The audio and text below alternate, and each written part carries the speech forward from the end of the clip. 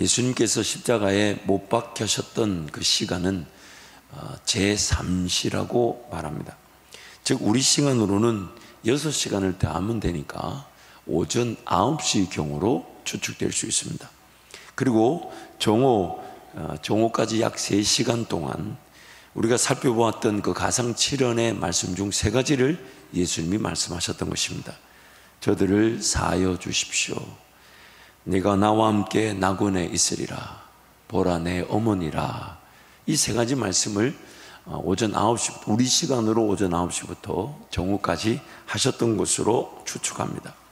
그리고 예수님은 제6시부터 제9시까지, 그러니까 우리 시간으로 정오 12시부터 오후 3시까지 한창 볕이 뜨거울 때에 고통 중에 신음하며 그 십자가 위에서 죽음을 당하고 계셨습니다. 성부 하나님께서도 그 죽음의 현장을 더욱 채색하시듯이 정오의 빛을 가리시고 온 땅에 어둠이 임하게 하셨다라고 성경이 말씀합니다. 마치 죽음을 더욱 죽음되게 하시는 듯한 그 분위기를 성부 하나님도 만드신 것 같습니다. 그리고 오후 3시, 그러니까 제9시쯤에 예수님께서 크게 소리를 지르시면서 말씀하셨던 것이 바로 오늘 4번째 말씀, 엘리 엘리 라마 사박다니. 물론 이제 내일 우리가 살펴보게 될 내가 목마르다는 그 말씀과 이 말씀이 어느 건지 먼저인지는 학자들 간의 의견은 분분합니다.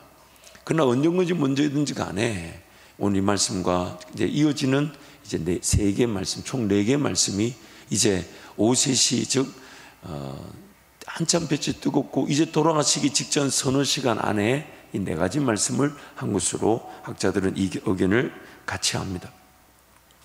우리 하나님은 사랑의 하나님이시지만 또한 그 죄를 결코 용납하실 수 없는 공의의 하나님이십니다. 그분은 반드시 그 죄의 심판을 단행하셔야만 합니다. 그 죄라는 것이 결코 하나님 앞에 용납될 수가 없습니다. 하나님의 그 의 안에 그 죄라는 것이 결코 용납될 수가 없는 것입니다. 그래서 하나님은 죄의 심판자로서 그 죄를 철저하게 죽음으로 처리하셔야만 했고, 그 죄를 자기 백성인 사람들이, 그 자기 백성들인 저와 여러분들이 죽음으로 처리할 수 없다는 것을 아시고 친히 사람의 몸을 입고 오셔서 그 죽음을 당하셔야만 했던 것입니다. 그리고 그 죄에 대한 죽음의 대가 지불은 철저하게 그 하나님의 진노의 심판, 그 하나님의 그 저주 아래 버려진 바 되어야만 했던 것입니다. 그 죄가 더 이상 기억되지 못하도록 완전한 심판이 단행되어야만 했던 것입니다. 그래서 하나님은 죄의 심판을 당하시는 예수 그리스도에 대해서 철저하게 외면하시듯 그 얼굴을 가리셨습니다. 그래서 마치 그 얼굴을 가리신 듯한 그 분위기로 그 낮인데 그 정오 태양볕 아래 철저하게 땅이 어두웠다라고 성경이 말씀합니다. 그리고 그 말씀이 시편 22편 1절 2절에서 이미 예언되어져 있었습니다. 우리 함께 선포합니다. 내 하나님이여, 내 하나님이여, 어찌 나를 버리셨나이까? 어찌 나를 멀리하여 돕지 아니하시오며 내 신음소리를 듣지 아니하시나이까? 내 하나님이여, 내가 낮에도 부르짖고 밤에도 잠잠하지 아니하오나 응답하지 아니하시나이다.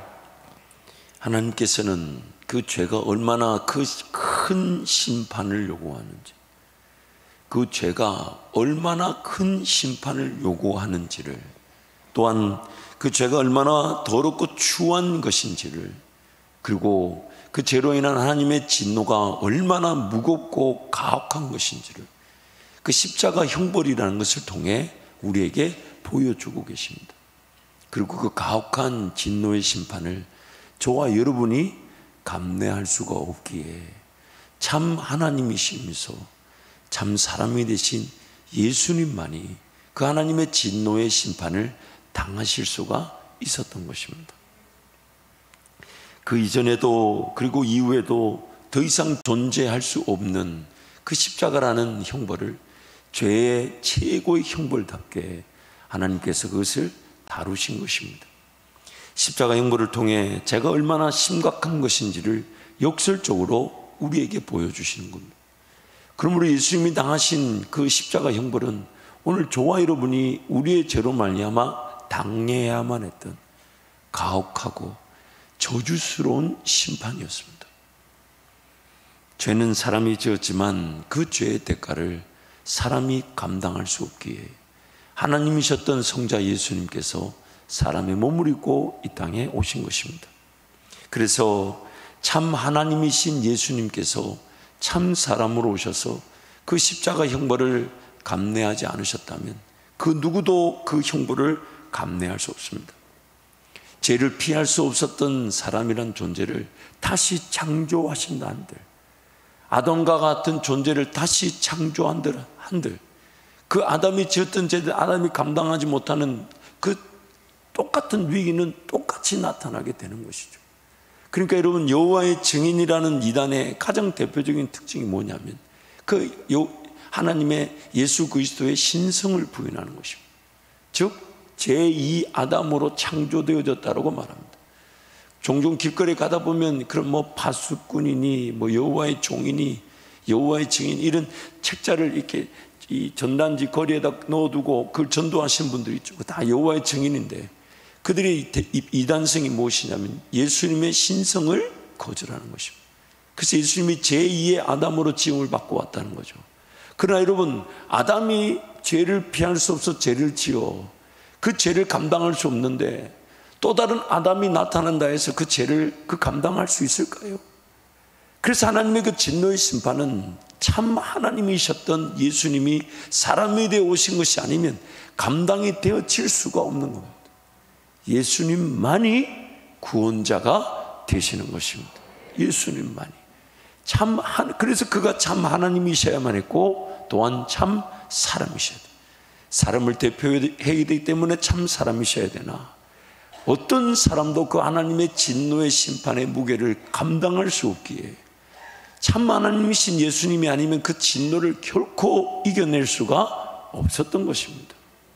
그래서 참 하나님이셨던 예수님께서 참 사람의 몸을 입고 오셔서 우리가 감당해야 될, 그러나 우리가 감당할 수 없는 그 죄의 무게의 심판을 친히 담당하셨던 것입니다. 죄는 그렇게 반드시 처리되어져야만 했기 때문에 예수님께서 그 고통을 직접 당하신 것입니다. 사람들이 종종 이 땅에 고통이 왜 있는지, 또 하나님께서 살아계신다면 그런 고통과 고난을 왜 허용하시는지 그런 질문들을 던집니다. 왜 그런 아픔과 어려움에 사건, 사고가 일어나는지 의문을 가집니다. 하나님께서 살아계신다면 그런 무참한 학살과 죽음이 일어나지 않도록 막아주셔야 되는 건 아니냐. 하나님께서 살아계신다면 그런 어처구니 없는 사건, 사고로 사람들이 죽는 고통과 고난은 피할 수 있도록 붙잡아 주시고 보호해 주시고 정리해 주셔야 되지 않냐. 왜 그런 고통과 고난을 허용하시냐. 이런 질문을 던집니다. 사실 그런 질문에 우리가 성경적으로 직접적으로 답을 할 수 있는 건 없죠. 그런데 여러분, 한 가지 그 의문과 질문조차도 입을 다물게 만드는 일이 있습니다. 그 고통과 고난이 왜 허용되었는지는 우리가 다 해석할 수 없지만 그 고통과 고난을 하나님이 직접 당하셨다는 겁니다. 그 고통과 고난이 왜 허용되었는지는 우리는 천국 가면 분명히 알게 되겠지만, 그러나 그 고통과 고난이 허용된 이 땅에 십자가라는 그 고통과 고난을 하나님이 친히 당하셨다는 것. 그래서 왜 고통과 고난에 대한 정확한 답을 우리가 줄 수는 없다 해도 하나님은 그 고통과 고난에 친히 죽음으로 우리를 구원하셨다는 사실입니다. 독일의 아우슈비츠 수용소는 수많은 유대인들이 학살당한 것으로 유명합니다. 그 참혹한 수용소에서 유대인들은 눈물을 흘리면서 그렇게 벽에다가 그렇게 써놓았다고 합니다. 하나님, 지금 어디 계십니까? 왜 우리로에게 이런 고난을 당하게 하십니까? 하나님, 지금 도대체 어디 계십니까? 그런 질문들이 그 벽에 많이 기록되어 있었다고 그래요. 그들의 그런 피 맺힌 절규는 이제 연합군들이 독일을 물리치고 이제 그 수용소를 탈환할 때까지 계속되었고, 마침내 이제 연합군들이 그 독일을 물리치고 이제 그런 수용소에 유대인들을 구원해내면서 이제 연합군이 수용소를 정리하는 과정 속에 그런 질문들을 이제 많이 보게 되는데, 연합군 병사 중 한 명이 한쪽 벽 후미진 곳에서 어느 그리스도인의 신앙 고백인 것처럼 하나님 도대체 어디 계십니까? 하나님 도대체 어디 계십니까? 그 질문에 어떤 다른 사람이 아마 써놓았겠죠. 그러면서 우리가 잘 아는 그 크신 하나님의 사랑, 그 찬송가의 내용을 그렇게 적어놨다 그래요. 그 크신 하나님의 사랑 말로 다 형용 못하네. 하늘을 두루마리 삼고 바다를 먹물 삼아도 하늘은 하나님의 사랑 다 기록할 수 없겠네. 물론 그 찬송이 그 고백에서부터 시작됐는지 그 전부터 기록됐는지는 의견이 분분합니다만은, 그러나 그 하나님 도대체 어디 계십니까? 라는 그 질문 아래 누군가가 그 찬송을 적어 놓은 거예요. 그러면서 그 밑에 또 다른 누군가가 그렇게 써 놓았다고 합니다. 하나님은 지금 여기 계십니다. 하나님은 지금 여기 계십니다. 마치 그 누부갓네살의 신상이 절하지 않으면 평상시보다 7배나 더 뜨고 던지는 자들이 다 죽을 풀무불에 사드락과 메삭과 아벳느고가 던졌을 때 우리 주님은 그 풀무불을 꺼지게 하시거나 혹은 그들이 던져지지 않도록 막으셨다기보다는 그 풀무 가운데 계셨습니다. 그리고 어느 학자가 이렇게 묵상을 해놓았어요. 예수님은 지금도 그 풀무 가운데서 나오지 않으셨습니다. 사드락과 메삭과 아벳느고는 머리카락 하나 타지 않고 나왔지만 예수님은 아직도 그 풀무 가운데 계십니다. 그래서 욥기서 23장 말씀 보면요, 욥이 그런 하나님의 외면당하는 그 심정을, 즉 저주를 받고 예수님의 그런 죽임당하는 그 장면에 하나님이 외면하시듯 하는 그 느낌을 욥도 느끼고 고백한 말씀이 있습니다. 유명한 말씀인데 욥기서 23장 1절에서 9절 말씀 한 절씩 교독합니다. 욥이 대답하여 이르되 오늘도 내게 반항하는 마음과 근심이 있나니 내가 받는 재앙이 탄식보다 무거움이라.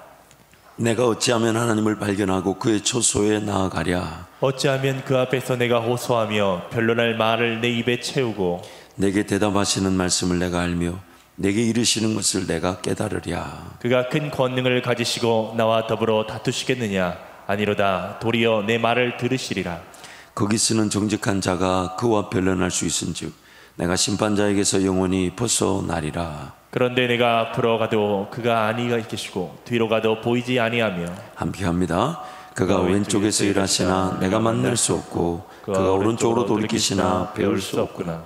마치 그 제 형벌의 그 십자가 위에서 다른 그 어떤 아픔보다도 하나님의 외면을 당한다는 것이 가장 큰 아픔이었던 예수님. 그래서 엘리 엘리 라마 사막다니, 나의 하나님 어찌하여 나를 버리십니까? 그 고백을 했던 그 예수님의 고백을 욥도 그 고통 중에 느꼈던 것 같아요. 다른 어떤 고통보다도 지금 온몸에 욕창이 나면, 물론 자녀가 다 죽고 아내도 하나님을 거절하고 욕하고 죽으라며 떠나버리고 새 친구가 와서 뭐 변론한다지만 그 변론이 자기를 더 힘들게 하며, 그래서 그 모든 고통 중에 있지만 그 어떤 고통보다도 가장 힘들었던 게 뭐냐면 하나님의 시선이 느껴지지 않고 하나님의 마음이 느껴지지 않고 하나님의 음성이 들려지지 않고, 이럴 때 하나님은 나에게 뭐라고 해주시느냐. 그래서 그 박항서라는 그 시인이 그렇게 얘기했다 하죠. 자식을 잃어버리고 그 절교하는 가운데 하나님께 딱 한 가지만 물었다고 합니다. 하나님, 한 말씀만 해주십시오. 오늘 예수님이 느끼셨던 그 십자가 고통보다 더 큰 고통이 무엇이냐면 그 죄 가운데 있는 그 처절한 심판을 당해야 되는 예수님에 대해서 외면당하는 듯한 하나님의 음성이 느껴지지 않는 그 부재의 마음.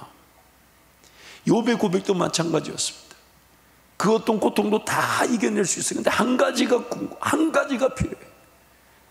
하나님은 뭐라고 하시나? 하나님은 뭐라고 하시나? 그런데 여러분, 오늘 우리에게 이 예수님의 모습, 그 욥의 고백에 우리 스스로 한번 반성해 볼 필요가 있습니다. 우리 삶 가운데 이런 하나님의 음성의 부재, 하나님의 임재의 부재에 대한 그 갈급함과 메마름이 그 인생이 어떤 것보다 더 귀하게, 그 급하게 느껴지고 계십니까? 어쩌면 십자가 그 심판보다도 더 큰 고통이 지금 하나님이 나를 외면하고 계신다는 그 주님의 그 외침이었다면, 마치 욥이 어떤 고통을 당해도 다 어떤 고통도 그 이 한 가지보다 더 고통스럽진 않은데, 그 한 가지가 뭐냐면 하나님 도대체 어디 계십니까? 저기 계신다 해서 저기 가보면 안 계시고, 왼쪽에 계신다 해서 왼쪽에 가보면 안 계시고, 오른쪽에 계시면 오른쪽에 가서 안 계시는 그 하나님의 임재를 그리워하는 그 마음. 죄의 심판보다 더 무서운 죄의 지배가 하나님께 달려나가 하나님의 음성을 듣고자 하는 마음조차 없는 것, 하나님의 뜻이 무엇인지 알고 싶어하는 마음조차 없는 것, 하나님의 음성에 대해 갈급함조차 없는 것, 하나님의 뜻을 알고 싶어하는 마음조차 없는 것, 죄 아래 짓눌려 죄로 인해 고통당하면서도 당하는 줄 모르는 것, 그것이 어쩌면 죄의 가장 큰 지배요 죄로 인한 심판일 수 있습니다. 그래서인지 하나님의 백성들임에도 불구하고 욥의 그 경우처럼 죄로 인해 고통을 당하고 고난을 당하듯 그렇게 할 때가 있습니다.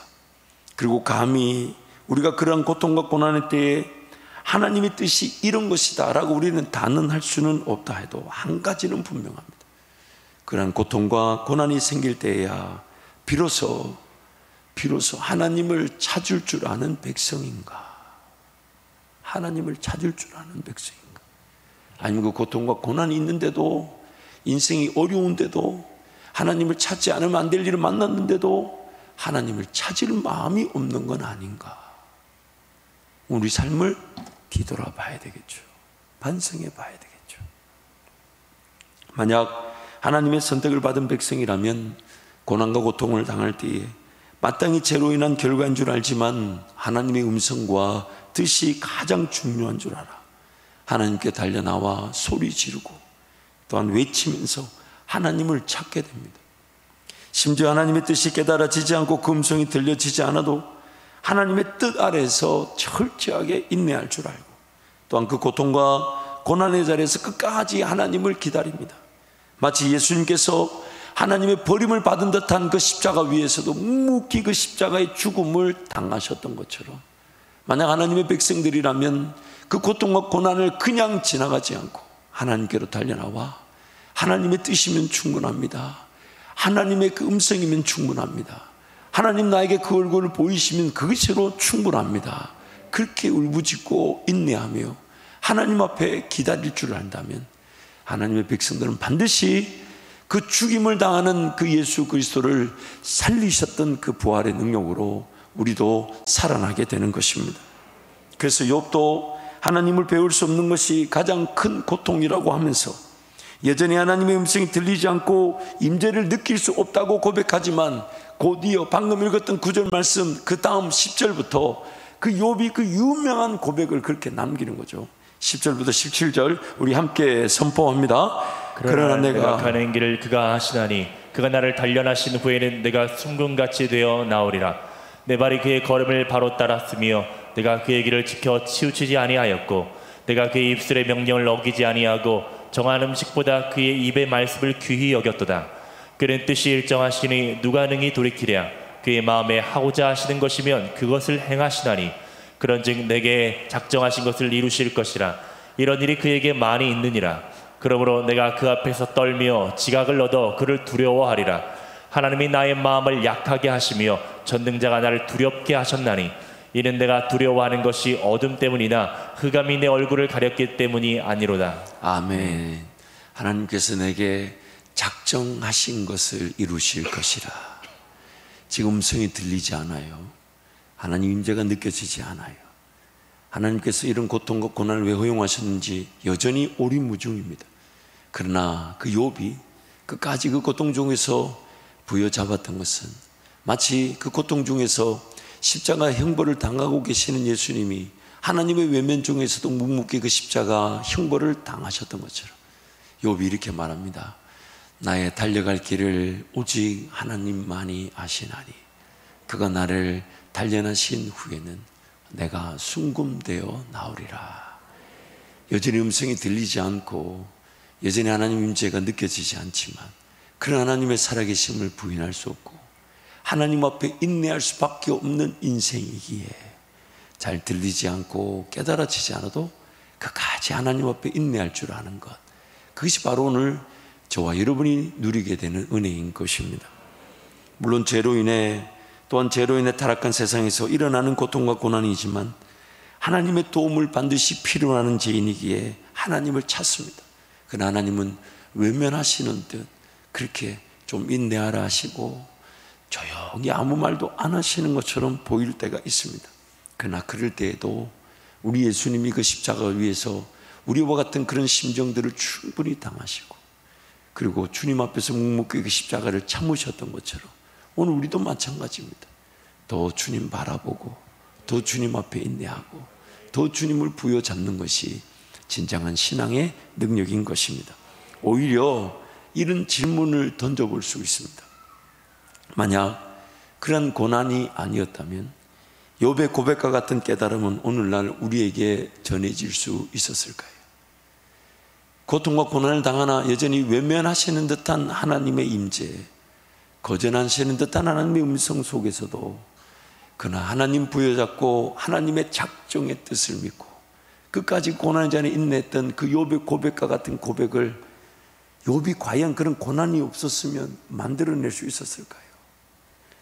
하나님이 지금 욥의 고난을 통해 그런 고백을 만들어내신 겁니다. 내 문제가 해결되고 고통이 해결되고 또 그 고통 가운데 답이 주어지고 하나님의 음성이 주어지고 평안이 주어질 수 있지만 그리 아니하실지라도 하나님은 여전히 나의 하나님이시니까 만약 그러한 고난이 없었다면 욥이 그런 고백을 할 수 있었을까요? 만약 그러한 고난이 아니었다면 진정한 고통과 고난이 지금 우리가 당하는 환난이라기보다는 하나님의 임재와 음성이 더욱 소중한 것인 줄 욥이 알 수 있었을까요? 물론 우리 입장에서는 너무 힘들고 어렵지만 그 고통과 고난이 그 고통과 고난보다 더 힘든 게 하나님의 음성이 들리지 않는 것, 하나님의 임재가 맛보아지지 않는 게 더 고통인 줄을 알 수만 있다면 좀 힘들고 어려워도 고통과 고난이 있는 게 더 낫지 않을까요? 고난 당한 것이 우리에게 유익이 되는 것 아닐까요? 예수님께서 우리가 당해야 할 죄의 저주를 당하셨습니다. 우리가 버림받아야 할 것인데 예수님께서 버림을 당하셨습니다. 우리가 마땅히 당해야만 하는 하나님의 외면을 예수님이 대신 당하셨습니다. 그리고 우리가 죄로 인해 고통을 당할 때 예수님은 우리의 고통 가운데 함께해 주고 계십니다. 우리가 버림을 받은 듯 하나님의 임재와 음성이 느껴지지 않을 때도 예수님은 어떻게 해서든 우리를 지키시기를 원하십니다.